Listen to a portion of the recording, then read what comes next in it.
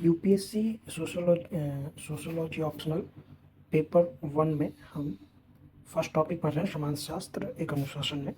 हमने अभी तक यूरोप में आधुनिकता, औद्योगिक क्रांति, फ्रांसीसी क्रांति और सामाजिक परिवर्तन देखा है और समाजशास्त्र का उद्भव और संस्थागत विकास हम देख चुके हैं। इसके बाद जो हमारा आज का तीसरा टॉपिक है वो है समाज की प्रकृति, विषय वस्तु और अध्ययन क्षेत्र।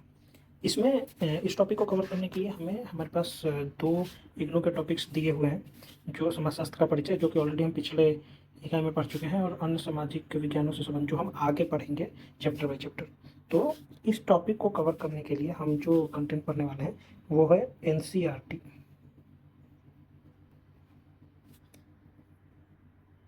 क्लास 11th की बुक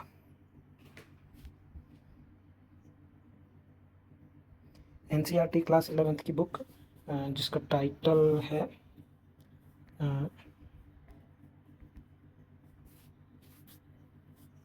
समाजशास्त्र एक परिचय।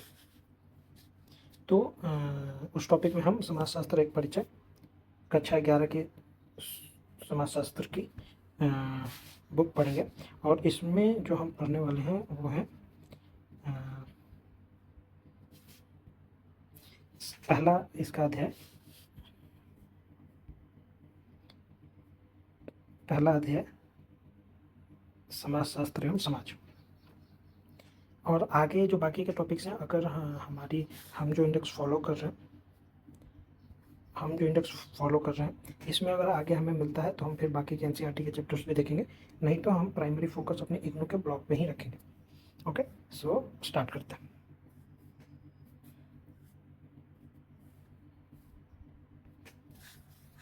तो आज का हमारा चैप्टर जो है वो है समाजशास्त्र एवं समाज।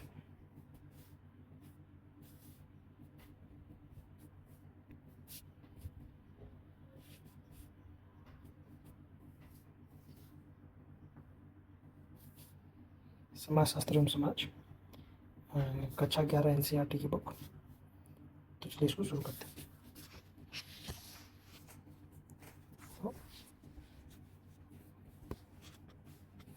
इस बुक में सबसे पहले है परिचय। हम शुरुआत करते हैं कुछ सुझावों से जो प्रायः आप जैसे युवा विद्यार्थियों के सम्मुख रखे जाते हैं। एक सुझाव प्रायः दिया जाता है कि मेहनत से पढ़ाई करोगे तो जीवन में सफलता पाओगे। यह सुझाव यह होता है कि यदि आप इस विषय अथवा विषयों के समूह की पढ़ाई करेंगे तो भविष्य में अच्छी नौकरी मिलने की ज़्यादा संभावनाएं रहेंगी। तीसरा सुझाव इस प्रकार का हो सकता है कि किसी लड़के के लिए यह विषय ज़्यादा उपयुक्त नहीं दिखता, अथवा एक लड़की के तौर पर क्या आपके विषयों का चुनाव व्यवहारिक है। चौथा सुझाव आपके परिवार और आपकी नौकरी को शीघ्र आवश्यकता चौथा सुझाव आपके परिवार को आपकी नौकरी की शीघ्र आवश्यकता है तो ऐसा व्यवसाय ना चुनें जिसमें बहुत ज़्यादा समय लगता हो, अथवा आपको अपने पारिवारिक व्यवसाय में कार्य करना है तो आप इस विषय को पढ़ने की इच्छा क्यों रखते हैं। आइए हम इन सुझावों पर गौर करें। क्या आप सोचते हैं कि पहला सुझाव बाकी 3 सुझावों का खंडन करता है? क्योंकि पहला सुझाव दर्शाता है कि यदि आप कठिन परिश्रम करेंगे तो आप अच्छा कार्य करेंगे और अच्छी नौकरी पाएंगे। इसका दामोदर स्वयं पर है। दूसरा सुझाव यह दर्शाता है कि आपके व्यक्तिगत प्रयास के अलावा नौकरी के लिए एक बाजार है, नौकरी का एक बाजार है, और वह बाजार यह निश्चित करता है कि किस विषय की पढ़ाई करने से नौकरी के अवसर ज़्यादा हैं या कम है। तीसरा और चौथा सुझाव इस विषय को और भी जटिल बना देता है। यहाँ केवल आपके व्यक्तिगत प्रयास और नौकरी का बाजार नहीं, बल्कि लिंग, परिवार और सामाजिक परिवेश भी मायने रखते हैं। यद्यपि व्यक्तिगत प्रयासों का बहुत अधिक महत्व है, लेकिन यह आवश्यक नहीं कि वे परिणाम को निश्चित करें। जैसा कि हम देखते हैं, कुछ अनसामाजिक कारक भी हैं जो परिणाम को निर्धारित करने के लिए महत्वपूर्ण भूमिका निभाते हैं। हमने केवल नौकरी का बाजार, सामाजिक आर्थिक पृष्ठभूमि एवं लिंग का जिक्र किया है।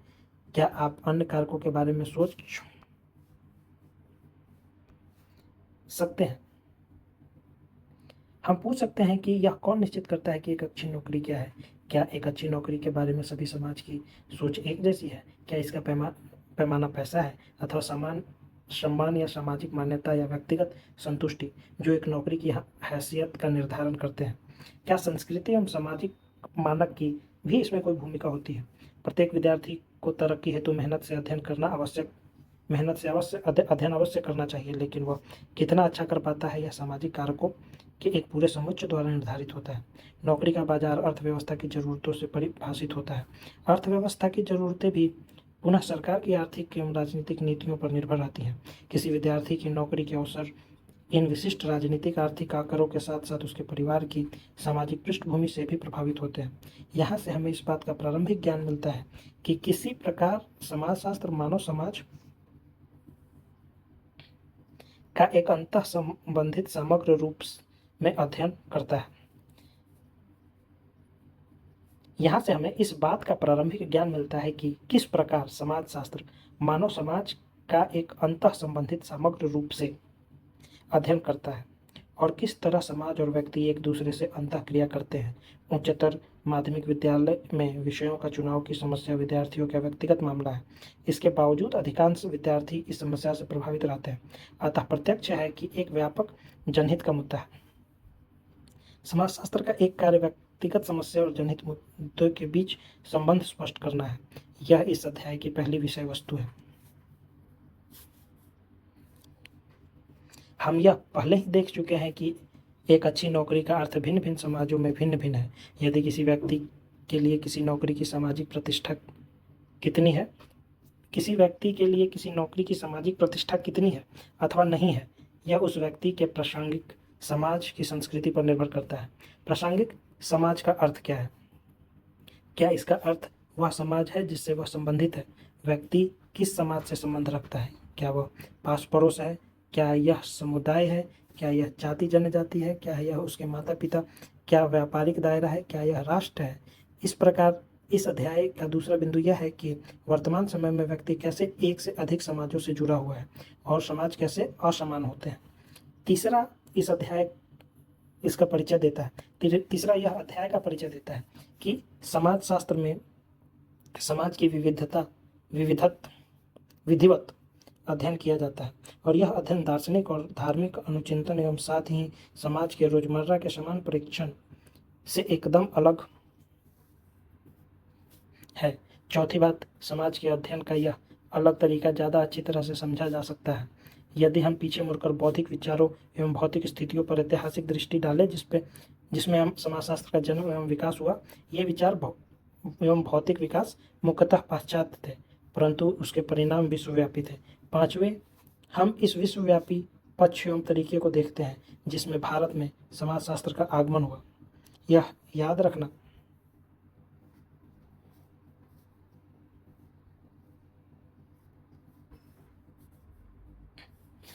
रखना महत्वपूर्ण है कि जिस प्रकार हम में से प्रत्येक की अपनी अलग एक जीवनी है, उसी तरह एक विषय की भी जीवनी होती है। विषय के इतिहास को समझने से विषय को समझने में सहायता मिलती है। अंत में समाजशास्त्र के विषय क्षेत्र एवं अन्य विषयों से इसके संबंध की चर्चा की गई है। क्रियाकलाप, मिल्स के उदाहरण को ध्यानपूर्वक पढ़ें, तब अगले पृष्ठ पर दिए गए दृश्य और रिपोर्ट की जांच करें। क्या आपने ध्यान दिया एक गरीब और गृह विहीन दंपति का दृश्य कैसा है? समाजशास्त्रीय कल्पना गृह विहीनता को समझने और इसकी एक जनहित मुद्दे की तरह व्याख्या करने में सहायता करती है। क्या आप गृह विहीनता के कारणों को पहचान सकते हैं? आपकी कक्षा के विभिन्न समूहों के संभावित कारणों की सूची एकत्र कर सकते हैं। उदाहरण के लिए रोजगार संभावनाएं, गांव से शहरों में प्रवासन आदि। इन पर चर्चा कीजिए। क्या आपने ध्यान दिया कि किस प्रकार राज्य गृह विहीनता को एक जनहित मुद्दे के रूप में लेता है, जिसके लिए प्रधानमंत्री आवास योजना सरीखे ठोस कदम उठाए जाने की आवश्यकता है।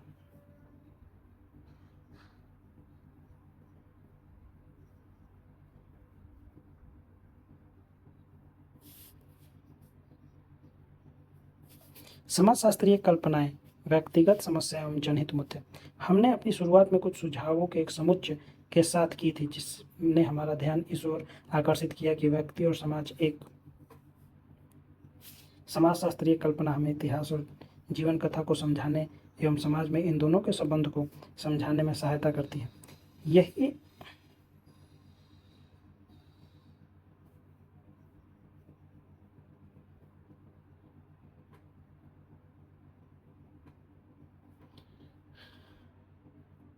समाजशास्त्रीय कल्पनाएं, व्यक्तिगत समस्याएं एवं जनहित के मुद्दे। हमने अपनी शुरुआत कुछ सुझावों में एक समुच्चय के सुझावों के एक समुच्चय हमने अपनी शुरुआत कुछ सुझावों के एक समुच्चय के साथ की थी, जिसने हमारा ध्यान इस ओर आकर्षित किया कि व्यक्ति और समाज एक समाजशास्त्रीय कल्पना हमें इतिहास और जीवन कथा को समझने एवं समाज में इन दोनों के संबंध को समझाने में सहायता करती है। यही इसका मुख्य कार्य है और इसका वादा भी। शायद सबसे अधिक परिणामदायक विभेद जिसके द्वारा समाजशास्त्रीय कल्पना कार्य करती है वह व्यक्तिगत समस्याओं और सामाजिक संरचना के जनहित मुद्दों के बीच है। जब किसी को व्यक्तिगत या अपने आसपास के लोगों के साथ संबंधों में कठिनाइयां हो जाती है, तब वह उसे स्वयं प्रत्यक्ष व निजी रूप से ज्ञात सीमित सामाजिक दायरे में सुलझाता है। इन मुद्दों का संबंध व्यक्ति के निजी जीवन तथा स्थानीय वातावरण से परे होता है। समकालीन इतिहास के तथ्य पुरुष और स्त्रियों की सफलता और असफलता के तथ्य भी हैं। जब एक समाज का औद्योगिकरण होता है, एक किसान श्रमिक बन जाता है, एक सामंत समाप्त हो जाता है या व्यवसायी बन जाता है, जब कोई वर्ग उठता या गिरता है, एक व्यक्ति रोजगार युक्त अथवा बेरोजगार हो जाता है, यह विनियोग की दर ऊपर नीचे जब विनियोग की दर ऊपर नीचे जाती है, आदमी का मन उछलता है या टूट जाता है। जब युद्ध होता है, एक बीमा एजेंट रॉकेट लॉन्चर बन जाता है, एक स्टोर या का क्लर्क रडार मैन बन जाता है, एक पत्नी अकेली रह जाती है, एक बालक पिता के बगैर खड़ा होता है। एक व्यक्ति की जिंदगी हो या समाज का इतिहास, इन दोनों को जाने बिना समझा नहीं जा सकता। मिल्स 1959।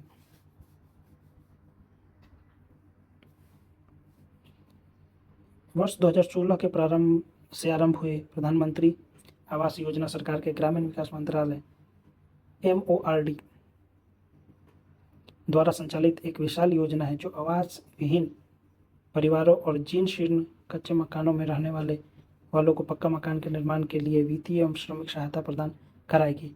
क्या आप ऐसे अन्य मुद्दा बता सकते हैं जो व्यक्तिगत समस्याओं को जनहित मुद्दा में संबंध दर्शाते हैं? व्यक्तिगत समस्याएं और जनहित मुद्दों में संबंध दर्शाते हैं।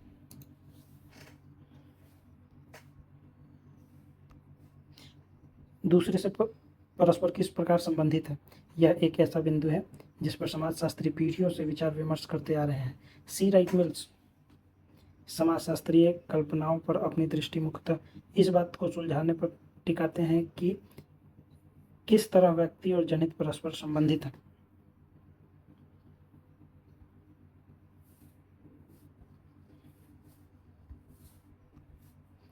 समाज में बहुलताएं एवं असमानताएं। समकालीन विश्व में एक प्रकार से देखा जाए तो हम एक से ज़्यादा समाजों से जुड़े हैं। जब हम विदेशियों के बीच हमारे समाज की बात करते हैं तो हमारा मतलब होता है भारतीय समाज से हो सकता है, लेकिन भारतीयों के बीच हमारे समाज को भाषा, समुदाय, धर्म या जाति अथवा जनजाति के संदर्भ में भी लिया जा सकता है। यह विविधता इस बात का निर्णय करने में कठिनाई पैदा करती है कि हम किस समाज की बात कर रहे हैं, लेकिन शायद लगता है कि समाजों का खाका खींचने की समस्या अकेले समाजशास्त्रियों की ही नहीं है, जैसे कि नीचे दी गई टिप्पणी से प्रकट होता है। अपनी फिल्मों में क्या दिखाया जाए, इस पर चर्चा करते हुए मशहूर भारतीय फिल्मकार सत्यजीत रॉय हैरानी से कहते हैं, आप अपनी फिल्मों में क्या रखेंगे? आप क्या छोड़ सकते हैं? क्या आप शहर को पीछे छोड़कर गांव में जाएंगे जहां विशाल चारागाहों में गायें चरती हैं और चरवाहे बांसुरी बजाते हैं? क्या यहाँ एक साफ सुथरी एवं ताज़ा तरीन फिल्म बना सकते हैं जिसमें एक नाविक के गीतों की मोहक लय होगी? अथवा आप इतिहास के पीछे महाकाव्यों में जाएंगे जहाँ दैत्यों और देवों के महान संग्राम में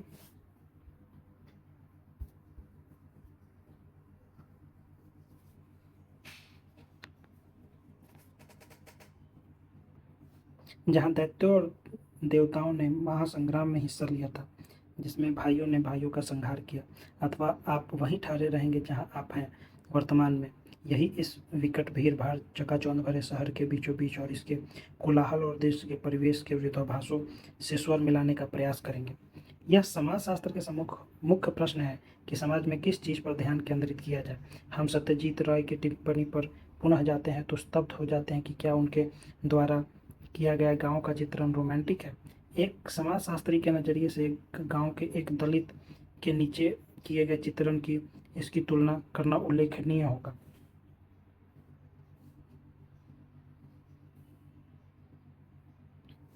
जब मैंने उसे पहली बार देखा, वह गांव की की छत वाली चाय की दुकान के सामने धूल भरी सड़क पर बैठा था। जानबूझकर अपना ग्लास और प्लेट बगल में रखे हुए, जो दुकानदार के लिए मुख्य संकेत था कि अछूत को चाय खरीदनी है। मूली एक 40 वर्षीय, पान से मैले हुए दांतों वाला मरियल सा व्यक्ति था, जिसके लंबे बाल पीछे की तरफ लटके हुए थे। फ्रीमैन 1978। क्रियाकलाप। भारत सरकार का यह हाल ही का राष्ट्रीय परिवार सर्वेक्षण बताता है कि सफाई सुविधाएं 60 से अधिक प्रतिशत लोगों को प्राप्त हैं। सामाजिक असमानता के अन्य संकेतों मसलन शिक्षा, स्वास्थ्य, रोजगार इत्यादि के बारे में मालूम कीजिए। दिस इज क्रियाकलाप। मतलब अमर्त्य सेन का उदाहरण शायद बहुत ज़्यादा अच्छी तरह से वर्णन करेगा कि आप किस प्रकार असमानता समाजों के बीच केंद्रीय बिंदु है कुछ भारतीय अमीर है, अधिकांश नहीं है। कुछ बहुत अच्छी तरह शिक्षित हैं और अन्य निरक्षर हैं। कुछ विलासिता की जिंदगी बसर करते हैं, जबकि दूसरे थोड़े परिश्रम के बदले कठोर परिश्रम करते हैं। कुछ राजनीतिक रूप से शक्तिशाली होते हैं, लेकिन दूसरे किसी भी चीज़ को प्रभावित नहीं कर सकते। कुछ के पास जिंदगी में आगे बढ़ने के लिए अनेक अवसर हैं, जबकि अन्य के पास अवसरों की नितांत अभाव है। कुछ के प्रति पुलिस का व्यवहार सम्मानजनक रहता है, जबकि अन्य कुछ के लिए अत्यधिक असम्मानजनक। ये असमानता के कुछ विभिन्न प्रकार हैं और इनमें से प्रत्येक के लिए गंभीर चिंतन की आवश्यक है। अमर्त्य सेन 2005 से 2011। समाजशास्त्र का परिचय। समाज का एक अंतःसंबंधी समग्र रूप में अध्ययन करने के समाजशास्त्र के मुख्य सरोकार एवं समाजशास्त्रीय कल्पनाओं के बारे में आपको पहले ही परिचय दिया जा चुका है। व्यक्तिगत पसंद और नौकरी के बाजार पर हमारी परिचर्चा से पता चलता है कि किस प्रकार आर्थिक, राजनीतिक, पारिवारिक, सांस्कृतिक और शैक्षणिक संस्थाएं अंतः संबंधित हैं और किस प्रकार एक व्यक्ति इससे बंधा हुआ है। तथापि कुछ सीमा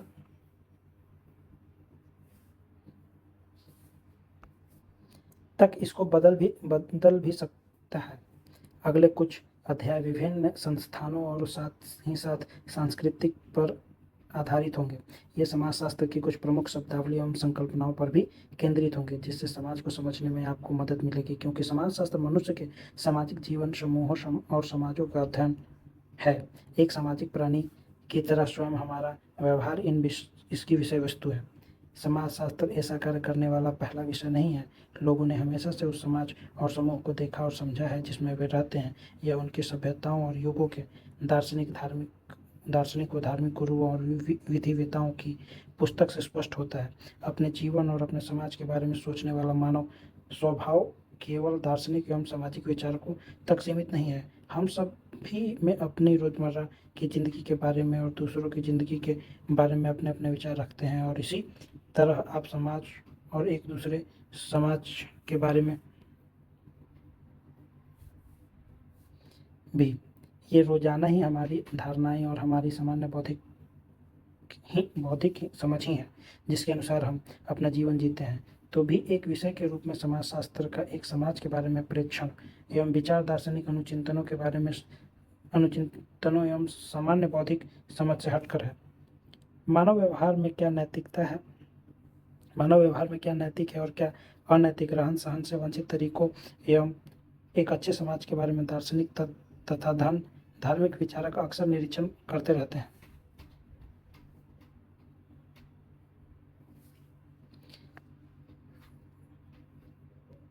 समाजशास्त्र का सरोकार भी अपने मानकों एवं मूल्यों के प्रति है, लेकिन इसकी मुख्य दृष्टि इन मानकों एवं मूल्यों से परे उन उद्देश्यों पर है जिसका लोगों को अनुसरण करना चाहिए। इसका सरोकार उस तरीके से है जिसके तहत वे वास्तव में समाज में कार्य करते हैं। अध्याय 3 में आप देखेंगे कि किस प्रकार धर्म एवं समाजशास्त्र ईश्वर मनसीय अध्ययन से अलग हैं। समाजों का अनुभविक अध्ययन सामाजिक शास्त्रियों के कार्य का एक अहम हिस्सा है, लेकिन इस बात का यह अर्थ कतई नहीं है कि समाजशास्त्र का मूल्यों के प्रति कोई सरोकार नहीं है।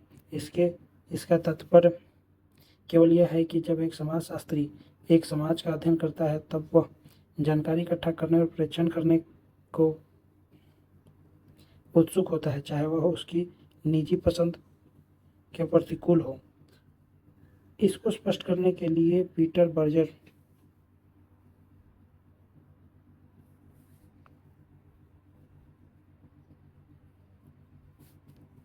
एक असामान्य लेकिन प्रभावकारी तुलना पेश करते हैं। किसी राजनीतिक या सैनिक संघर्ष में विरोधी पक्ष के जासूसी तंत्र द्वारा इस्तेमाल की गई सूचनाओं को हथियाना काफ़ी फायदेमंद होता है, लेकिन इसका कारण यह है कि एक सफल जासूसी तंत्र की सूचनाएं पूर्वाग्रहों से मुक्त होती हैं। यदि कोई जासूस अपने रिपोर्टिंग अपने अधिकारियों की विचारधारा एवं महत्वाकांक्षाओं को ध्यान में रखकर करता है, तो उसकी रिपोर्ट न सिर्फ अपने पक्ष के लिए अनुपयोगी होगी, बल्कि विरोधी पक्ष के लिए भी, यदि वह उसे हथियाना चाहे। एक समाजशास्त्री भी काफ़ी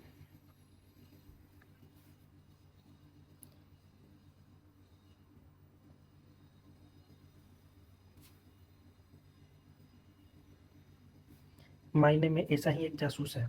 उसका काम है किसी भी निश्चित क्षेत्र में अधिक से अधिक शुद्ध रिपोर्ट तैयार करना, जितना वह कर सकता है। बर्जर 1963। क्या इसका यह अर्थ निकलता है कि समाजशास्त्री को अपने अध्ययन के उद्देश्य के बारे में जानने अथवा उस काम के प्रति जिसके लिए समाजशास्त्रीय जानकारियां जुटाई जा रही हैं, कोई सामाजिक जिम्मेदारी नहीं है? उसकी जिम्मेदारी भी उतनी ही है जितनी समाज के एक नागरिक की होती है, लेकिन यह पूछताछ समाजशास्त्रीय पूछताछ नहीं है। यह तो एक जीव विज्ञानी के जैविकीय ज्ञान की तरह है, जिसका उपयोग या तो स्वस्थ करने के लिए या खत्म करने के लिए किया जा सकता है। लेकिन इसका यह अर्थ नहीं है कि जीव विज्ञानी उस जिम्मेदारी से मुक्त है जिसके लिए वह कार्य कर रहा है, परंतु यह एक जैविकीय प्रश्न नहीं है। समाजशास्त्र अपने आरंभिक काल से ही स्वयं को विज्ञान की तरह समझता है। समाजशास्त्र प्रचलित सामान्य बौद्धिक परीक्षणों या दार्शनिक अनुचिंतनों या ईश्वरवादी व्याख्यानों से हटकर वैज्ञानिक विधियों से बंधा हुआ है। इसका अर्थ है कि जिन कथनों पर समाजशास्त्री पहुंचता है, वे कथन साक्ष्य के निश्चित नियमों के परीक्षणों द्वारा प्राप्त किए हुए होने चाहिए, ताकि दूसरे व्यक्ति उसकी जांच कर सके या उनकी जानकारियों के विकास हेतु उन्हें दोहरा सके। समाजशास्त्र में प्राकृतिक विज्ञान तथा मानव विज्ञान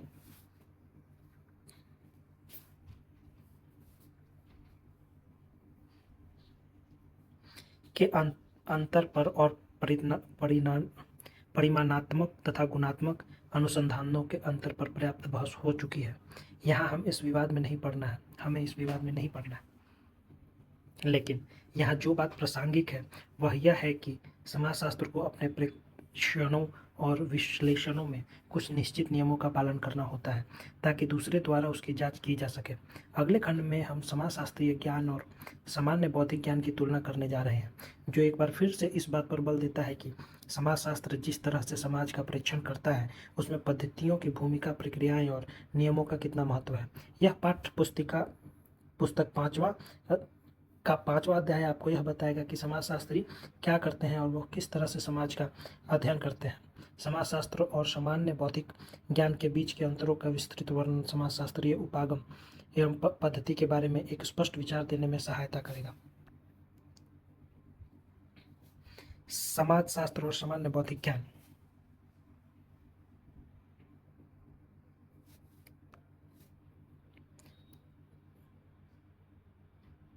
हम देख चुके हैं कि किस तरह समाजशास्त्रीय ज्ञान ईश्वर मीमांसीय और दार्शनिक प्रेक्षणों से अलग है। इस प्रकार समाजशास्त्र सामान्य बौद्धिक प्रेक्षणों से अलग है।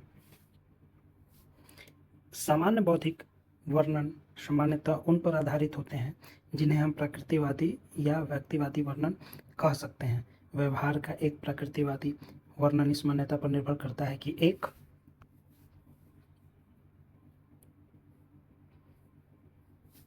व्यक्ति व्यवहार के प्राकृतिक कारणों की पहचान कर सकता है।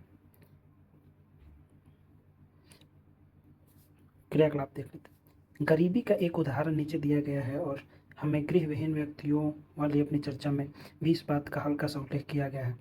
आप अन्य मुद्दों के बारे में सोचें कि वे प्रकृतिवादी और समाजशास्त्री तरीके से कैसे वर्णित किए जा सकते हैं।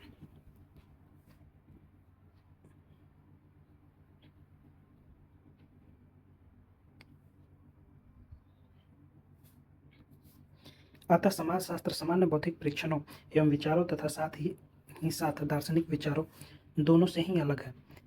यह हमेशा या सामान्यतः भी चमत्कारिक परिणाम नहीं देता, लेकिन अर्थपूर्ण और असंदिग्ध संपर्क तथा केवल सामान्य संपर्कों की छानबीन द्वारा ही पहुंचा जा सकता है। लेकिन अर्थपूर्ण और असंदिग्ध संपर्कों तक केवल सामान्य संपर्कों की छानबीन द्वारा ही पहुंचा जा सकता है। समाजशास्त्रीय ज्ञान में बहुत अधिक प्रगति हुई है और ज़्यादा प्रगति तो सामान्य रूप से हुई है, परंतु कभी कभार नाटकीय उद्भवों से भी प्रगति हुई है। समाजशास्त्र में संकल्पनाओं, पद्धतियों और आंकड़ों का एक पूरा तंत्र है। इससे कोई फर्क नहीं पड़ता कि यह किस तरह संयोजित है, यह सामान्य बौद्धिक ज्ञान से प्रतिस्थापित है या नहीं किया जा सकता। यह सामान्य बौद्धिक ज्ञान से प्रतिस्थापित नहीं किया जा सकता। सामान्य बौद्धिक ज्ञान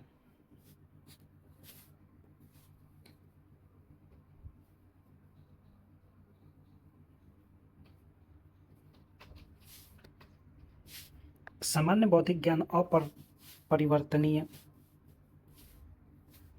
है, क्योंकि यह आप अपने उद्गम के बारे में कोई प्रश्न नहीं पूछता, या दूसरे शब्दों में यह अपने आप से यह नहीं पूछता मैं यह विचार क्यों रखता हूँ। ठीक है, अभी थोड़ा सा ये व्याख्या देख लेते हैं। गरीबी की व्याख्या प्रकृतिवादी एंड समाजशास्त्री। व्याख्या। गरीबी। प्रकृतिवादी कहते हैं लोग गरीब इसलिए हैं क्योंकि वे काम से जी चुराते हैं, समस्याग्रस्त परिवारों से आते हैं, परिवार का उचित बजट बनाने में अयोग्य हैं, बुद्धिमत्ता की कमी है एवं कार्य के लिए स्थानांतरण से डरते हैं। ये प्रकृतिवादी ये सोच। उस पर गरीबी को लेकर समाजशास्त्री ये सोचते हैं समकालीन गरीबी का कारण वर्ग समाज में असमानता की संरचना है और वे लोग इससे ज़्यादा प्रभावित होते हैं जिनकी कार्य की अनियमितता दीर्घकालिक एवं मजदूरी कम है। जयराम 1987। यहाँ हम देख सकते हैं समाजशास्त्रीय एंड प्रकृतिवादी व्याख्या गरीबी की। हम देखते हैं असंदिग्ध संपर्क।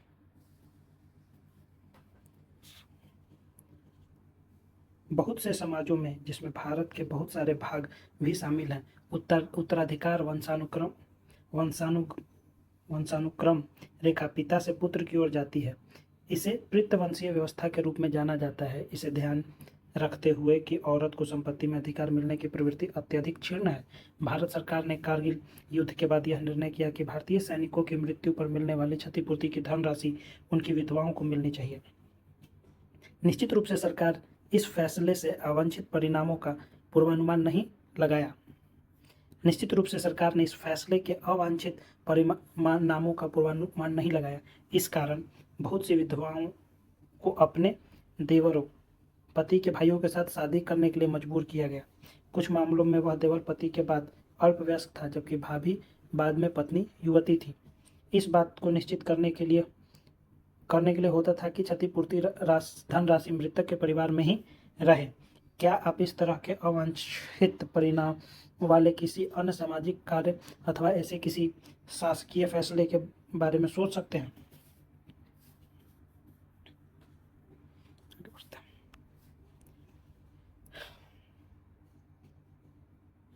एक समाजशास्त्री को अपने स्वयं के बारे में तथा अपने किसी भी विश्वास के बारे में प्रश्न पूछने के लिए सदैव तैयार रहना चाहिए, चाहे वह विश्वास कितना भी प्रिय क्यों न हो। क्या वास्तव में ऐसा है? समाजशास्त्र के दोनों ही उपागम व्यवस्थित और प्रश्नकारी वैज्ञानिक खोजों की एक विस्तृत परंपरा से निकले हैं। वैज्ञानिक कार्यविधियों में इस महत्व को तभी समझा जा सकता है जब हम अतीत की तरफ लौटे और उस समय की सामाजिक परिस्थिति को समझे जिसमें समाजशास्त्रीय दृष्टिकोण का उद्भव हुआ था, क्योंकि आधुनिक विज्ञान में हुए विकासों का समाजशास्त्र पर गहरा प्रभाव पड़ा था। चलिए हम अब संक्षिप्त रूप में देखें कि समाजशास्त्रीय रचना में बौद्धिक विचारों की भूमिका कहाँ तक है। बौद्धिक विचार जिनकी समाजशास्त्र की रचना में भूमिका है। प्राकृतिक विकास के वैज्ञानिक सिद्धांतों और प्राचीन यात्रियों यात्रियों द्वारा पूर्व आधुनिक सभ्यताओं की खोज से प्रभावित होकर उपनिवेशी प्रशासकों, समाजशास्त्रियों एवं सामाजिक मनोविज्ञानियों ने समाज के बारे में इस दृष्टिकोण से विचार किया कि उनका विभिन्न प्रकार में वर्गीकरण किया जाए ताकि सामाजिक विकास के विभिन्न चरणों को पहचाना जा सके। ये लक्षण 19वीं शताब्दी के आरंभिक समाजशास्त्रियों जैसे Auguste Comte, Karl Marx, Herbert Spencer के कार्यों में पुनः दृष्टिगोचर होता है। अतः इस बात के प्रयास किए गए कि उन बातों के आधार पर विभिन्न तरह के समाजों का वर्गीकरण किया जाए। उदाहरण के लिए आधुनिक काल से पहले के समाजों के प्रकार जैसे शिकारी टोलियां एवं संग्रहकर्ता, चरवाहे, कृषक एवं गैर औद्योगिक सभ्यताएं। आधुनिक समाजों के प्रकार जैसे औद्योगिकृत समाज। इस प्रकार के क्रमिक विकास का दर्शन यह मानता था कि पश्चिमी संसार आवश्यक रूप से ज़्यादा प्रगतिशील एवं सभ्य था। गैर पश्चिमी समाज को अशिष्ट और कम विकसित समझा जाता था।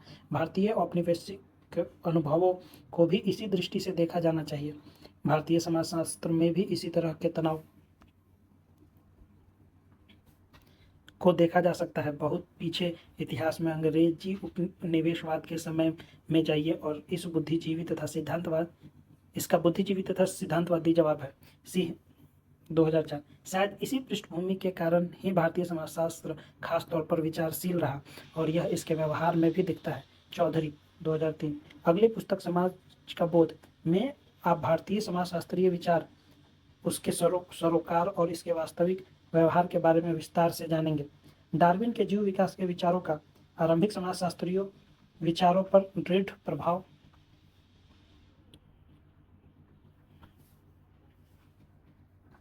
था। समाज की प्रायः जीवित जैववाद से तुलना की जाती थी और उसके क्रमबद्ध विकास को चरणों में तलाशने के प्रयास किए जाते थे जिनकी जैविकी जीवन से तुलना की जा सकती थी। समाज को व्यवस्थितता के भागों के रूप में देखने के तरीके ने, जिनमें प्रत्येक भाग एक खास कार्य निष्पादन में रत हो, सामाजिक संस्थाओं जैसा परिवार या स्कूल एवं संरचनाओं जैसे स्तरीकरण के अध्ययन को बहुत प्रभावित किया। इसकी चर्चा हमने यहाँ इसलिए की है क्योंकि उन बौद्धिक विचारों का जिनकी समाजशास्त्र की रचना में महत्वपूर्ण भूमिका है उससे गहरा संबंध है कि किस प्रकार समाजशास्त्र अनुभविक वास्तविकता का अध्ययन करता है।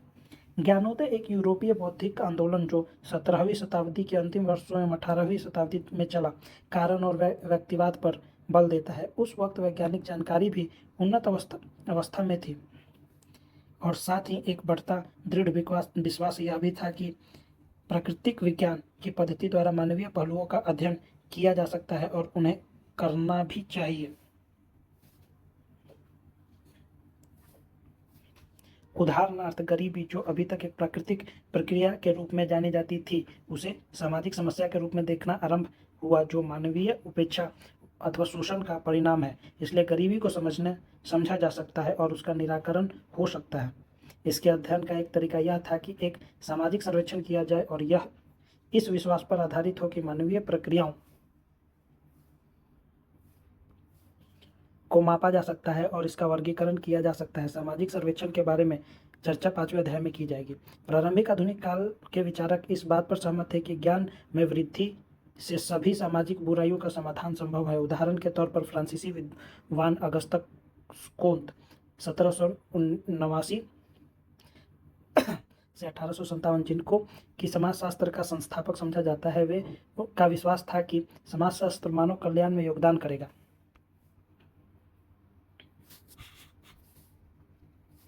भौतिकी मुद्दे जिनकी समाजशास्त्र की रचना में भूमिका है। औद्योगिक क्रांति के एक नए गतिशील आर्थिक क्रियाकलाप पूंजीवाद पर आधारित थी। औद्योगिक उत्पादन की उन्नति के पीछे यही पूंजीवादी व्यवस्था एक प्रमुख शक्ति थी।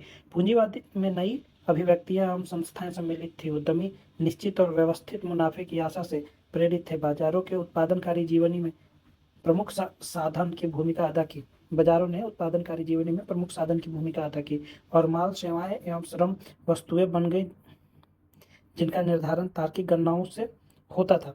नई अर्थव्यवस्था पहले वाली अर्थव्यवस्था से एकदम अलग थी। इंग्लैंड औद्योगिक क्रांति का केंद्र था। औद्योगिकरण द्वारा आया परिवर्तन कितना असरकारी था, इसे समझने के लिए हम औद्योगिकरण से पूर्व की इंग्लैंड की जिंदगी पर सरसरी नजर डालते हैं। औद्योगिकरण से पहले अंग्रेजों का मुख्य पेशा खेती करना एवं कपड़ा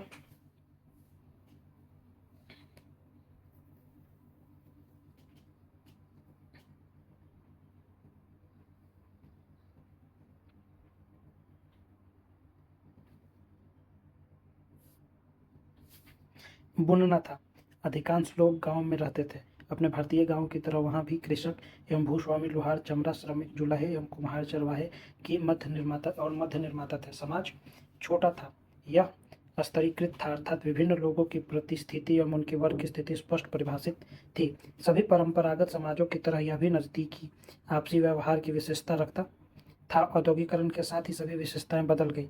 नई व्यवस्था का एक प्रमुख मूल पक्ष श्रम की प्रतिष्ठा कम होना, शिल्प संघ, गांव एवं परिवार के सुरक्षित स्थानों से कार्य का अलग होना। रूढ़िवादी एवं परिवर्तनवादी दोनों ही तरह के चिंतक सामान्य श्रमिकों की प्रतिस्थिति की गिरावट को देखकर भयभीत थे, परंतु कुशल कारीगरों की स्थिति अलग थी। नगरीय केंद्र का विकास और विस्तार हुआ। ऐसा नहीं था कि पहले शहर नहीं थे, लेकिन औद्योगिकरण से पहले उनका स्वरूप अलग था। औद्योगिक शहरों में एक बिल्कुल नए नगरीय संसार को जन्म दिया। इसकी निशानी थी फैक्ट्रियों का धुआं, कालिख, नई औद्योगिक श्रमिक वर्ग की भीड़ भाड़ वाली बस्तियां, गंदगी और सफाई का नितांत अभाव। इसकी अन्य निशानियों में से एक था नए प्रकार की सामाजिक अंतःक्रिया। एक हिंदी फिल्म का गीत आगे दिया गया है। यह फिल्म CID 1956 का गीत है। शहरी जिंदगी के भौतिक अनुभव, भावनात्मक पक्षों का चित्रण इस प्रकार करता है।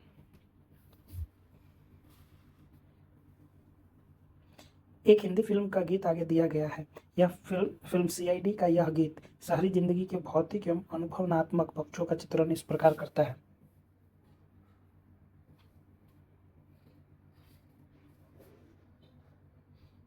गीत। ए दिल है मुश्किल जीना यहाँ, जरा हटके जरा बच के, यह है बॉम्बे मेरी जान। कहीं बिल्डिंग, कहीं ड्रामे, कहीं मोटर, कहीं मिलता है यहाँ सब कुछ, एक मिलता नहीं दिल।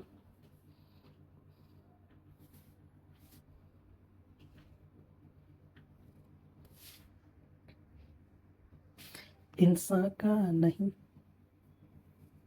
कहीं नामो निशा, कहीं सत्ता, कहीं पत्ता, कहीं चोरी, कहीं रेस, कहीं डाका, कहीं फाका, कहीं ठोकर, कहीं ठेस। बेकारों के हैं कई काम यहाँ, बेघर आवारा यहाँ, कहते हंस हंस, खुद काटे गले सबके, कहे इसको बिजनेस।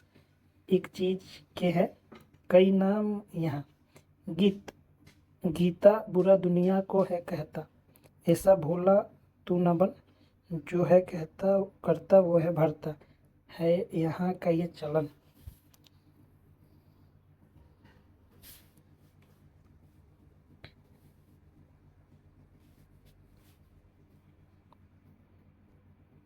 भावना अनुवाद।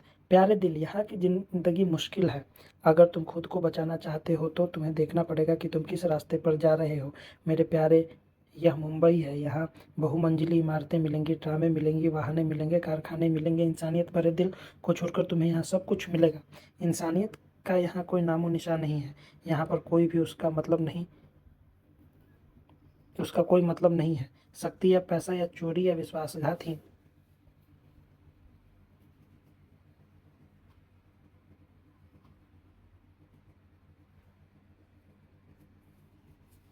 यहाँ चलता है। अमीर लोग गृहविहीन लोगों की, आवारा व्यक्तियों की तरह हंसी उड़ाते हैं, लेकिन जब वह एक दूसरे के गले काटते हैं तब उसे व्यापार कहते हैं।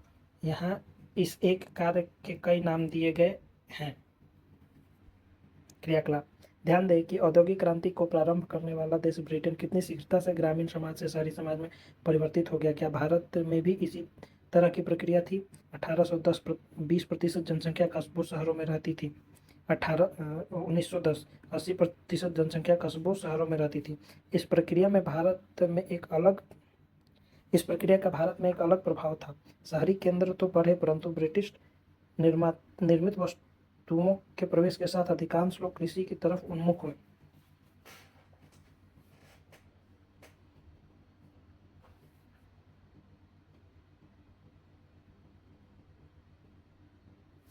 अंग्रेजी कारखानों के मशीनों द्वारा तैयार माल के आगमन से भारी तादाद में भारतीय दस्तकार बर्बाद हो गए, क्योंकि अत्यधिक विकसित कारखानों में उनकी खपत नहीं हो सकती थी। इन बर्बाद दस्तकारों के मुख्यतः जीवन निर्वाह के लिए खेती को अपना लिया। देसाई 1975।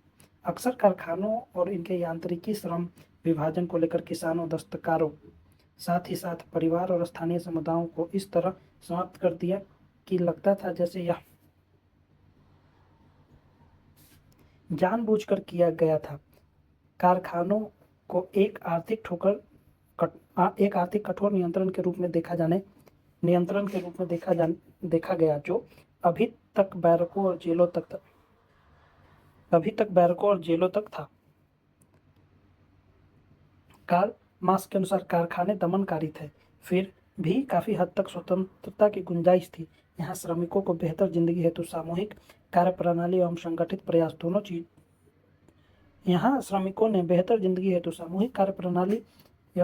प्रयास दोनों चीजें सीखी। नए समाज के उभरने का एक और संकेतक था घड़ी के अनुसार समय का महत्व, जो सामाजिक संगठन का आधार भी था। इसका एक महत्वपूर्ण पक्ष यह वह था कि जिसके अनुसार 18वीं और 19वीं शताब्दी में खेतिहर और औद्योगिक मजदूर की बढ़ती संख्या ने तेजी से घड़ी कैलेंडर के अनुसार अपने को ढालना शुरू किया, जो आधुनिक समय से पूर्व काम के तरीकों से एकदम भिन्न था। औद्योगिक पूंजीवाद के विकास से पहले काम की लय दिन के उजाले, जीत और परिश्रम के बीच आराम या सामाजिक कर्तव्यों के आधार पर तय होती थी। कारखानों के उत्पादन ने श्रम को समकालीन बना दिया। इससे समय की पाबंदी, एक तरह की स्थिर रफ्तार, कार्य करने के निश्चित घंटे और हफ्ते के दिन निर्धारित हो गए। इसके अलावा घड़ी ने कार्य करने की अनिवार्यता पैदा कर दी। नियोक्ता और कर्मचारी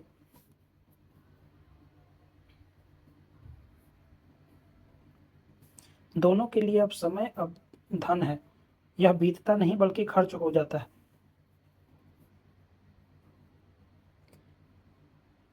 क्रियाकलाप 5, मालूम कीजिए कि किसी परंपरागत गांव, कारखाने, कॉल सेंटर में कार्य किस प्रकार नियोजित किया जाता है। क्रियाकलाप 6, मालूम कीजिए कि किस प्रकार औद्योगिक पूंजीवाद ने गांवों और शहरों में भारतीय जनजीवन को बदल डाला।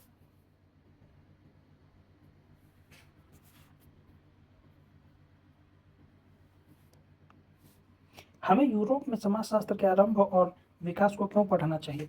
समाजशास्त्र के अधिकांश मुद्दे व सरोकार भी उस समय की बात करते हैं जब यूरोपियन समाज 18वीं और 19वीं शताब्दी में औद्योगिकरण और पूंजीवाद के आगमन के कारण भयंकर रूप से परिवर्तन की चपेट में था। बहुत से मुद्दे जो उस समय प्रायः उठते थे, उदाहरण के लिए नगरीकरण या कारखानों के उत्पादन, सभी आधुनिक समाजों के लिए प्रासंगिक थे। यद्यपि उनकी कुछ विशेषताएं थोड़ी अलग हो सकती थी। वास्तव में भारतीय समाज में अपने औपनिवेशिक अतीत और अविश्वसनीय विविधता के कारण भिन्न था। भारत का समाजशास्त्र इसको दर्शाता है। यदि ऐसा है तो उस समय के यूरोप पर ध्यान क्यों केंद्रित किया जाए, वहां से शुरुआत करना क्यों प्रासंगिक है। जहां जवाब अपेक्षाकृत आसान है, क्योंकि भारतीय होने के नाते हमारा अतीत अंग्रेजी पूंजीवाद और उपनिवेशवाद के इतिहास से गहरे जुड़ा हुआ है। पश्चिम में पूंजीवाद विश्वव्यापी विस्तार पा गया था। नीचे बॉक्स में दिया गया उदाहरण यह दर्शाता है। पूंजीवाद और उसके द्वारा वैश्विक तौर पर समाजों का असमान रूपांतरण।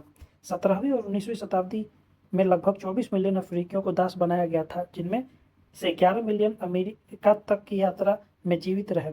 यहाँ आधुनिक इतिहास में दिखाने वाले जनसंख्या के बहुत बड़े आंदोलनों में से एक है।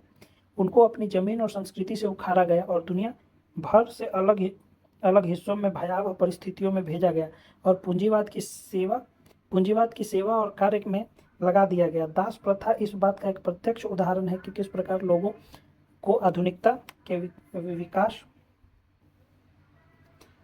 के विकास के नाम पर उनकी मर्जी के खिलाफ फंसाया गया। दासता की संस्था 19वीं शताब्दी के प्रारंभ में कम होने लगी, लेकिन हमारे लिए भारत में यह 1800 के बाद का काल था, जब बंधुआ मजदूरों को अंग्रेजों द्वारा जहाजों में भरकर दूरस्थ देशों जैसे दक्षिण अमेरिका के सूरीनाम अथवा वेस्ट इंडीज अथवा फिजी द्वीपों में उनके सूती कपड़ों की मिलों और चीनी के कारखानों को चलाने के लिए ले जाया गया। एक प्रसिद्ध अंग्रेजी लेखक वी.एस. नायपॉल, जिनको नोबेल पुरस्कार भी दिया गया है, उन हजारों लोगों में से एक के वंशज हैं जिन्हें जबरदस्ती उन अनजान जगहों पर ले जाया गया जो उन्हें कभी नहीं देखी थी और जहां से लौटने में भी वे असमर्थ थे और वहीं मर गए। नीचे बॉक्स में दिया गया उदाहरण यह दर्शाता है कि किस प्रकार पश्चिमी पूंजीवाद ने दो छोरों पर संसार को प्रभावित किया था। आर के लक्ष्मण द्वारा प्रस्तुत मॉरिशस का यात्रा विवरण हमें बीते हुए औपनिवेशिक और वैश्विक अतीत की याद दिलाता है। यहाँ अफ्रीकी और चीनी, बिहारी और डच, पारसी और तमिल, अरबी, फ्रांसीसी और अंग्रेज सब एक दूसरे के साथ घुल मिलकर रहते हैं। उदाहरण के लिए एक तमिल जिसका भ्रामक सा दक्षिण भारतीय चेहरा था और एक लुभावना सा नाम भी था, राधा कृष्ण गोविंदन, सचमुच मद्रास से था। मैंने उससे तमिल में बात की। उसने मुझे फ्रेंच मिश्रित टूटी फूटी इंग्लिश में कठिनाई से जवाब देखकर आश्चर्यचकित कर दिया। श्रीमान गोविंदन को तमिल का ज्ञान बिल्कुल नहीं है और उनकी चिन्हित जिह्वा से तमिल का उच्चारण करना शताब्दियों पहले बंद कर दिया। लक्ष्मण, 2003। भारत में समाजशास्त्र का विकास। उपनिवेशवाद आधुनिक पूंजीवाद और औद्योगिकरण का आवश्यक हिस्सा था, इसलिए पश्चिमी समाजशास्त्रियों का पूंजीवाद एवं आधुनिक समाज के अन्य पक्षों पर लिखित दस्तावेज भारत में हो रहे सामाजिक परिवर्तनों को समझने के लिए सर्वथा प्रासंगिक है। फिर भी जब हम शहरीकरण के संदर्भ में देखते हैं तब उपनिवेशवाद में यह तथ्य निहित है कि आवश्यक नहीं कि औद्योगिकरण का असर भारत में भी उतना ही था जितना कि पश्चिम में। कार्ल मार्क्स के ईस्ट इंडिया कंपनी के प्रभावों को लेकर की गई टिप्पणियों में असमानता उजागर होती है। भारत जो पिछले काफ़ी समय से विश्व की एक महान कपास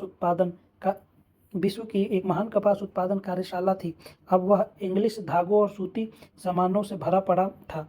इसके अपने उत्पादन को इंग्लैंड से बाहर निकालकर अथवा अत्यंत निर्मम शर्तों पर स्वीकार करके अंग्रेजों उत्पादकों को उनके उत्पादन पर केवल थोड़ा सा नाम मात्र शुल्क लगाकर भारी मात्रा में यहाँ लाकर स्वदेशी वस्त्र उद्योग को बर्बाद कर दिया गया, जो कभी यहाँ की शान हुआ करती थी।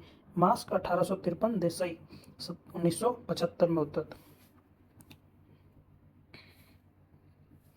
भारत में समाजशास्त्र को भारतीय समाज के बारे में पश्चिमी लेखों द्वारा लिखे दस्तावेजों और विचारों से भी जूझना पड़ता था, जो हमेशा सही नहीं होते थे। वे विचार अंग्रेजी औपनिवेशिक अधिकारियों और पश्चिमी विद्वानों दोनों द्वारा व्यक्त किए गए थे। उनमें से बहुतों के लिए भारतीय समाज पाश्चात्य समाज के एकदम विपरीत था। यहाँ हम केवल एक उदाहरण देते हैं कि भारतीय गाँव को किस तरह से समझाया गया कि अपरिवर्तनीय रूप से चित्रित किया गया। समकालीन व विक्टोरिया कालीन विकास के विचारों के से सहमति रखते हुए पाश्चात्य लेखकों ने भारतीय गांवों को अवशेष के रूप में देखा, जिसे समाज की शैव व्यवस्था कहा गया था। उन्होंने 19वीं शताब्दी के भारत में यूरोपियन समाजों का अतीत देखा।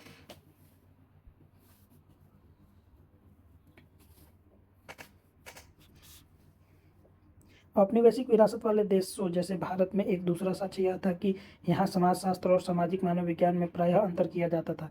एक स्तरीय पाश्चात्य पाठ्यपुस्तक में समाजशास्त्र की परिभाषा है मानव समूहों और समाज का अध्ययन, जिसमें औद्योगिकृत विश्व के विश्लेषण पर पर्याप्त बल दिया गया है। ग्रेडिश, 2001। सामाजिक मानव विज्ञान की एक स्तरीय पाश्चात्य परिभाषा इस प्रकार होगी: गैर पश्चिमी साधारण समाजों अर्थात दूसरी संस्कृति का अध्ययन। भारत में किस्सा सर्वथा अलग है। MN श्रीनिवास उसका खाका इस प्रकार खींचते हैं। भारत जैसे देश में इसके आकार और भिन्नता के चलते क्षेत्रीय, भाषाई, धार्मिक, पंथ संबंधी, सजातीय तथा ग्रामीण और शहरी इलाकों के बीच असंख्य दूसरे हैं। ऐसी संस्कृति और समाज में जैसे कि भारत में है, दूसरे से आमना सामना वास्तव में आसपास या पड़ोस में ही हो जाता है। श्रीनिवास, 1966। भारत में इससे भी आगे सामाजिक मानव विज्ञान, जिससे पहले आदिम लोगों के अध्ययन ने स्थान ले रखा था, धीरे धीरे बदल कर किसानों, सजातीय समूहों, सामाजिक वर्गों, प्राचीन सभ्यता के विभिन्न पक्षों और विशेषताओं एवं आधुनिक औद्योगिक समाजों के अध्ययन पर आ गया था। भारत में समाजशास्त्र एवं सामाजिक मानव विज्ञान के बीच कोई स्पष्ट विभाजक रेखा नहीं थी, जो कि बहुत सारे पाश्चात्य देशों में इन दोनों विषयों की एक विशेषता के रूप में मौजूद है। शायद भारत में पाई जाने वाली आधुनिक एवं ग्रामीण और महानगरीय और परंपरागत अति भिन्नता ही इसकी वजह है। समाजशास्त्र का विषय क्षेत्र एवं अन्य सामाजिक विज्ञानों से इसके संबंध। समाजशास्त्रीय अध्ययन का विषय क्षेत्र काफी व्यापक है। यह एक दुकानदार और ग्राहक के बीच, एक अध्यापक विद्यार्थी के बीच, दो मित्रों के बीच अथवा परिवार के सदस्यों के बीच अंतःक्रिया के विश्लेषण को अपना केंद्र बिंदु बना सकता है। इस प्रकार यह राष्ट्रीय मुद्दों जैसे बेरोजगारी या जातीय संघर्ष या राज्य की नीतियों का जनजातियों के वानिकी संसाधनों पर अधिकार के प्रभाव या ग्रामीण कर्जों को अपना केंद्र बिंदु बना सकता है, अथवा वैश्विक सामाजिक प्रक्रियाएं जैसे नए लचीले श्रम कानून का श्रमिक वर्ग पर प्रभाव या इलेक्ट्रॉनिक माध्यम से नौजवानों पर प्रभाव या विदेशी विश्वविद्यालयों में आगमन का देश की शिक्षा प्रणाली पर प्रभाव की जांच कर सकता है। इस प्रकार समाजशास्त्र विषय इससे परिभाषित नहीं होता कि वह क्या अध्ययन अर्थात परिवार, संघ, व्यापार अथवा गांव क्या अध्ययन करता है, बल्कि इससे परिभाषित होता है कि वह एक चयनित क्षेत्र का अध्ययन कैसे करता है।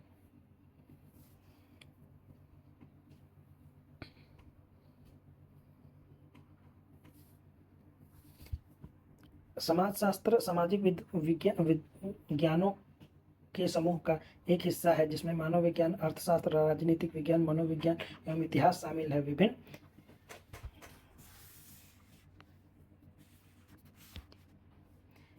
विभिन्न सामाजिक विज्ञानों में विभाजन एकदम सुस्पष्ट नहीं है और सभी कुछ हद तक साझी रुचियां, संकल्पनाएं एवं पद्धतियां हैं।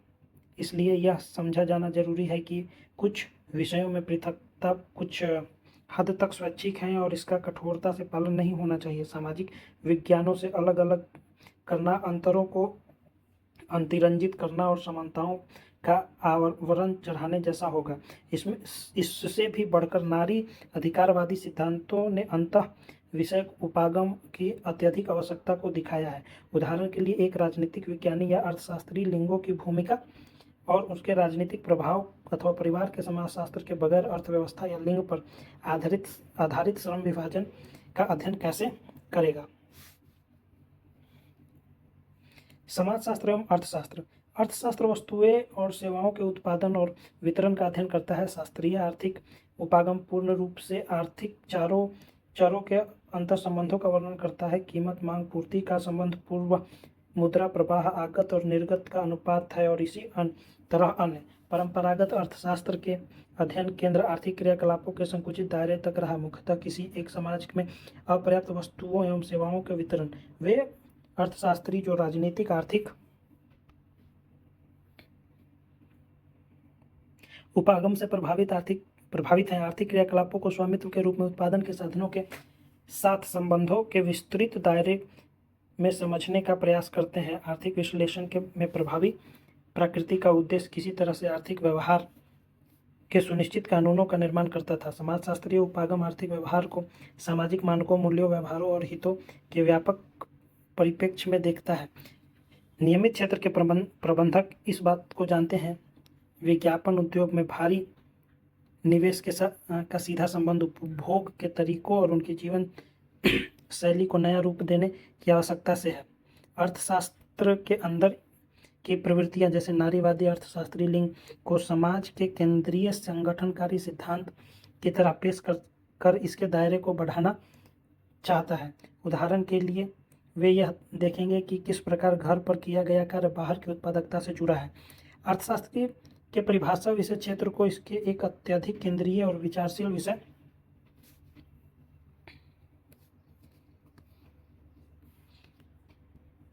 के रूप में सुविधाजनक तरीके से विकसित होने में मदद की। क्रियाकलाप। क्या आप सोचते हैं कि विज्ञापन वास्तव में लोगों के उपभोग के तरीकों को प्रभावित करता है? क्या आप सोचते हैं कि अच्छे जीवन की जो परिभाषा है वो केवल आर्थिक रूप से ही परिभाषित है? क्या आप सोचते हैं कि खर्चे और बचत की आदत सांस्कृतिक रूप से बनती है?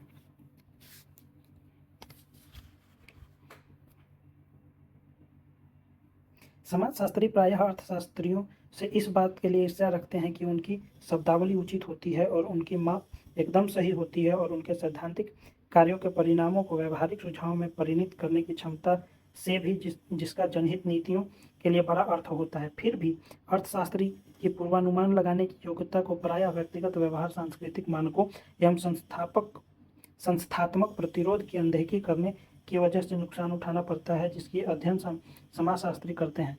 पियरे बोर्दियू ने 1998 में लिखा था।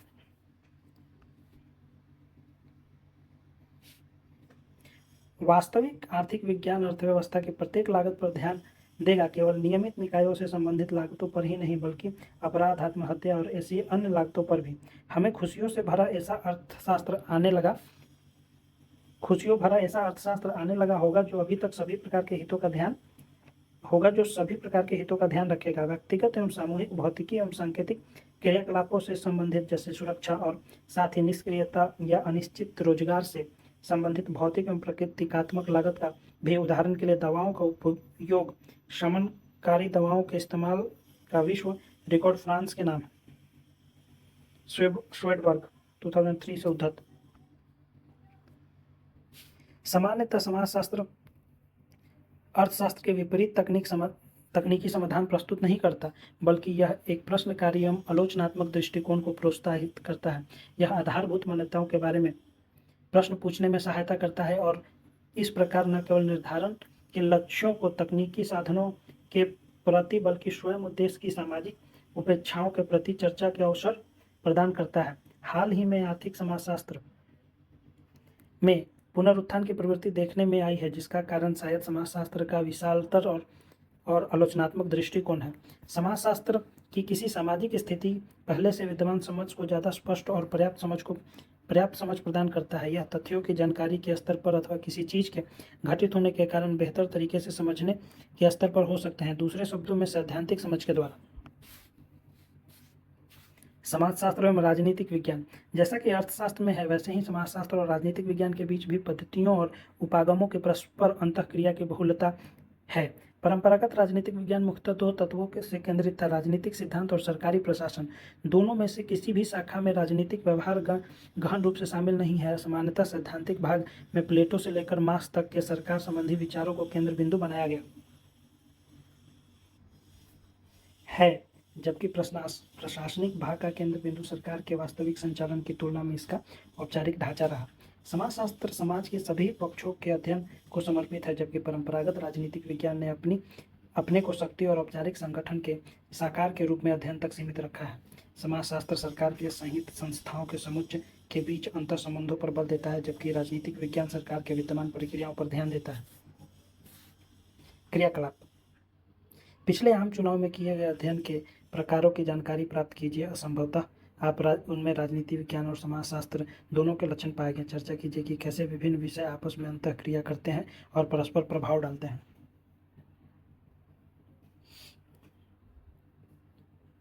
हालांकि समाजशास्त्र की अनुसंधान में समान रुचि को लेकर राजनीतिक विज्ञान से लंबी साझेदारी है।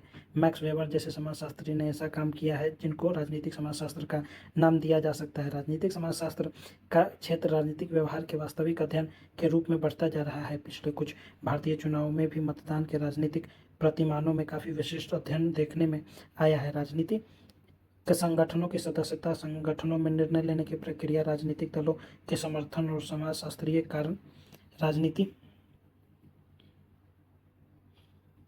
में जाति एवं जेंडर की भूमिका आदि का भी अध्ययन किया जाता रहा है। समाजशास्त्र एवं इतिहास।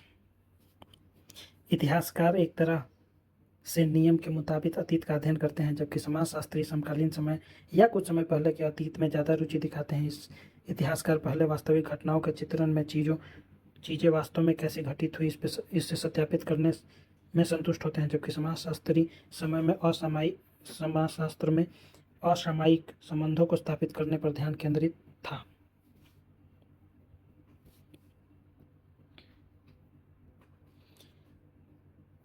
इतिहासकार पहले वास्तविक घटनाओं के चित्रण में एवं चीज़ें वास्तव में कैसे घटित हुई इसे सत्यापित करने में संतुष्ट होते थे, जबकि समाजशास्त्र में असामयिक संबंधों को स्थापित करने पर ध्यान केंद्रित था।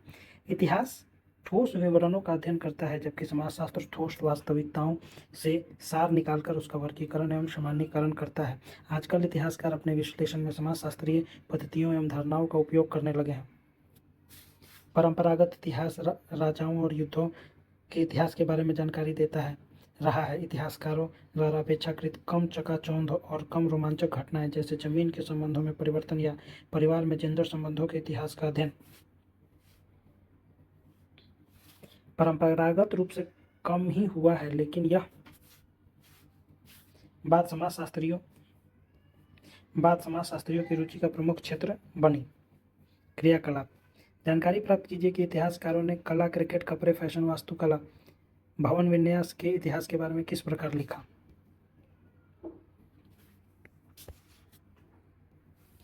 हालांकि आजकल इतिहास काफ़ी हद तक समाजशास्त्रीय हो गया है और सामाजिक इतिहास तो इतिहास की विषय वस्तु है। यह शासकों के कार्यों, युद्धों एवं राजतंत्रवाद के बजाय सामाजिक प्रतिमानों, लिंग संबंध, लोचाकार प्रथाओं और एवं प्रमुख संस्थाओं का अध्ययन करता है। समाजशास्त्र एवं मनोविज्ञान। मनोविज्ञान को प्रायः व्यवहार के विज्ञान के रूप में परिभाषित किया जाता है। यह मुख्यतः व्यक्ति से संबंधित है और यह उसकी बौद्धिकता एवं सीखने की प्रवृत्ति, अभिप्रेरणाओं को एवं याददाश्त तंत्रिका प्रणाली एवं प्रतिक्रिया का समय, आशाओं और डर में रुचि रखता है। सामाजिक मनोविज्ञान जो समाजशास्त्र और मनोविज्ञान के बीच एक पुल का कार्य करता है, अपनी प्राथमिक रुचि एक व्यक्ति में रखता है, लेकिन उसका इस बात से सरोकार है कि व्यक्ति किस प्रकार का सामाजिक समूहों में सामूहिक तौर पर अन्य व्यक्तियों के साथ व्यवहार करता है। समाजशास्त्र समाज में संगठित व्यवहार को समझने का प्रयास करता रहता है। यही वह तरीका है जिससे समाज के विभिन्न पक्षों द्वारा व्यक्तित्व को आकार मिलता है। समाज के विभिन्न पक्षों द्वारा व्यक्तित्व को आकार मिलता है। उदाहरण के लिए आर्थिक और राजनीतिक व्यवस्था, उनका परिवार और नातेदारी संरचना, उनकी संस्कृति, मानक एवं मूल्य। यह याद करना रुचिकर होगा कि दुर्खाइम, जिन्होंने आत्महत्या के अपने प्रख्यात अध्ययन में समाजशास्त्र को स्पष्ट पद्धति एवं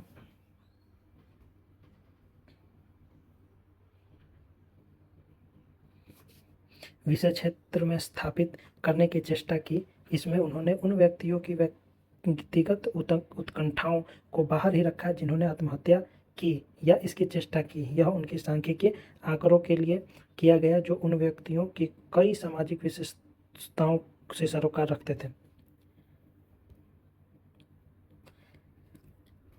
समाज शास्त्र एवं सामाजिक मानव विज्ञान। अधिकांश देशों में मानव विज्ञान में पुरातत्व विज्ञान, भौतिकी, मानव विज्ञान, सांस्कृतिक विज्ञान, भाषा की विभिन्न शाखाएं और सामान्य समाजों में जीवन के सभी पक्षों का अध्ययन शामिल है। यहाँ हमारा सरोकार सामाजिक मानव विज्ञान और सांस्कृतिक मानव विज्ञान से है, क्योंकि यह समाजशास्त्र के अध्ययन के एकदम निकट है। समाजशास्त्र को आधुनिक एवं जटिल समाजों का अध्ययन समझा जा सकता है, जबकि सामाजिक मानव विज्ञान को सरल समाजों का अध्ययन समझा जाता है। हमने पहले देखा है कि प्रत्येक विषय का अपना इतिहास अथवा जीवनी होती है। सामाजिक मानव विज्ञान का विकास पश्चिम में उन दिनों हुआ जब यह माना जाता था कि पश्चिमी शिक्षित सामाजिक मानव विज्ञानियों ने गैर यूरोपियन समाजों का अध्ययन किया, जिनको प्रायः विजातीय, अशिष्ट और असभ्य समझा जाता था। जिनका अध्ययन किया गया और जिनका अध्ययन नहीं किया गया था, उनके बीच एक असमान संबंध पर ज़्यादा टिप्पणी नहीं की गई। लेकिन जब समय बदल गया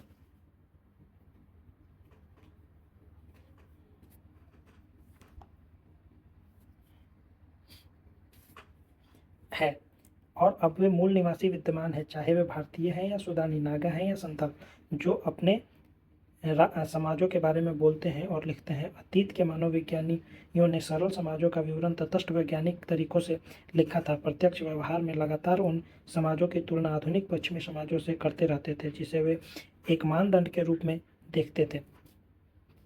अन्य परिवर्तनों में भी समाजशास्त्र और सामाजिक मानव विज्ञान की प्रकृति को पुनः परिभाषित किया है। जैसा कि हमने देखा, आधुनिकता ने एक ऐसी प्रक्रिया की शुरुआत की जिसमें छोटा गांव भी भूमंडलीय प्रक्रियाओं से प्रभावित हुआ, और इसका प्रत्यक्ष उदाहरण उपनिवेशवाद। ब्रिटिश उपनिवेशवाद के दौरान भारत के अत्यधिक दूरस्थ गांवों ने भी अपने प्रशासन की भूमि और कानूनों में परिवर्तन, अपने राजस्व उगाही में परिवर्तन और अपने उत्पादन उद्योग को समाप्त होते हुए देखा था। समकालीन भूमंडलीय प्रक्रियाओं ने दुनिया के इस प्रकार सिकुड़ने को ज़्यादा बल प्रदान किया है।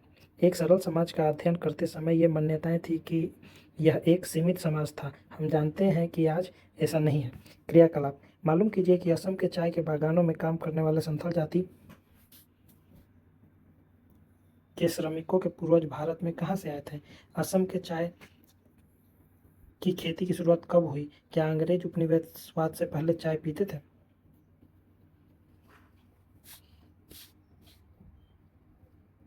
ये है असम में चाय पत्ती तोड़ने वाली श्रमिक महिलाएं संथाल जाति की। ये जो इमेज है, ठीक है, ओके।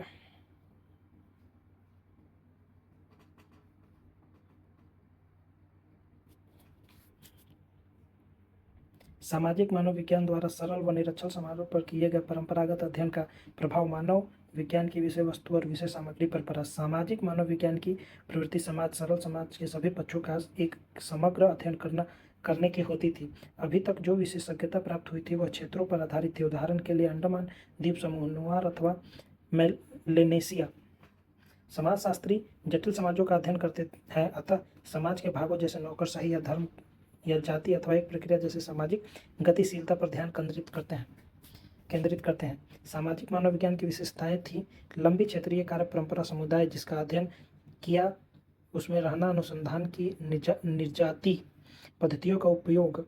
समाजशास्त्री प्रायः सांख्यिकी एवं प्रश्नावली विधि का प्रयोग करते हुए सर्वेक्षण पद्धति एवं संख्यात्मक आंकड़ों पर निर्भर करते हैं। 5वें अध्याय में आप इन परंपराओं के बारे में और ज़्यादा विस्तार से जान पाएंगे। आज एक सरल और जटिल समाज में अंतर को स्वयं एक बड़े पुनर्विचार की आवश्यकता है।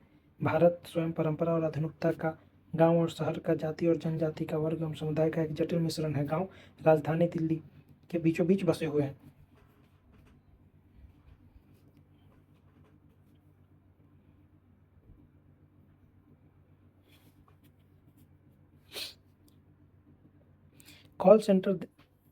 कॉल सेंटर देश के विभिन्न कस्बों से यूरोप और अमेरिका के ग्राहकों की सेवा करते हैं। भारतीय समाजशास्त्र दोनों परंपराओं से सार ग्रहण करने में काफ़ी उदार रहा है। भारतीय समाजशास्त्री अक्सर भारतीय समाजों के अध्ययन में केवल अपनी संस्कृति का ही नहीं बल्कि उनका भी अध्ययन करते हैं जो उनकी संस्कृति का हिस्सा नहीं है।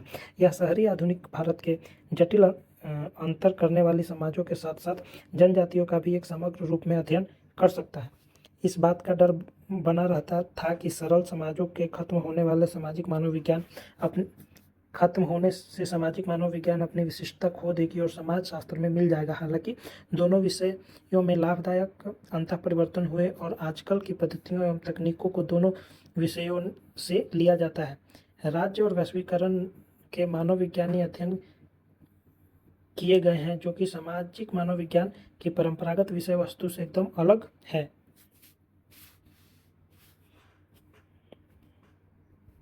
दूसरी ओर समाजशास्त्र भी आधुनिक समाजों की जटिलताओं के अध्ययन के लिए संख्यात्मक एवं गुणात्मक तकनीकों, समष्टि एवं व्यष्टि उपागमों का उपयोग करता है। जैसा कि पहले कहा जा चुका है कि हम इस पर चर्चा 5वें अध्याय में भी जारी रखेंगे, क्योंकि भारत में समाजशास्त्र और सामाजिक मनोविज्ञान में अति निकट का संबंध रहा है।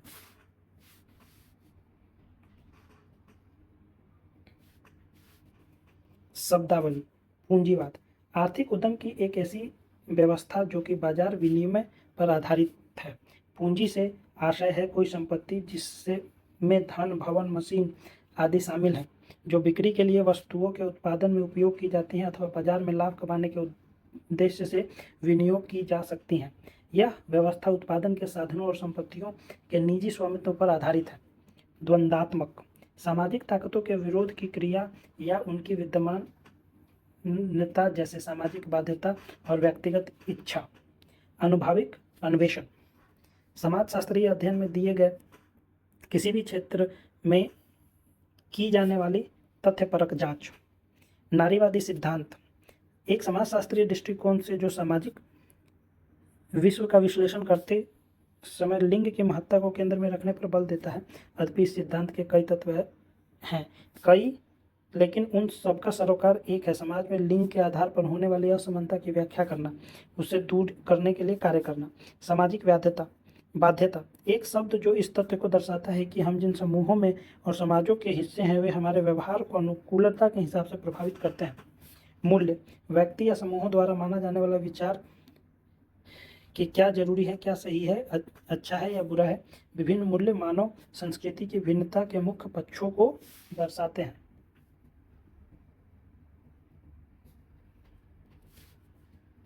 अब कुछ सवाल।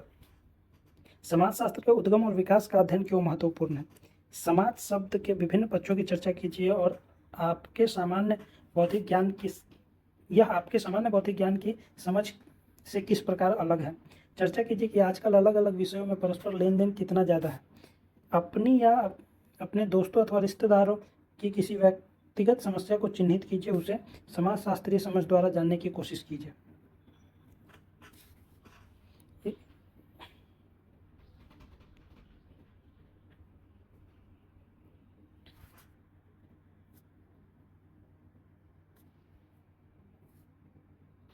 इसी के साथ हमारा जो तीसरा चैप्टर है वो कंप्लीट होता है। तीसरा टॉपिक समाजशास्त्र की प्रकृति, विषय वस्तु, अध्ययन क्षेत्र।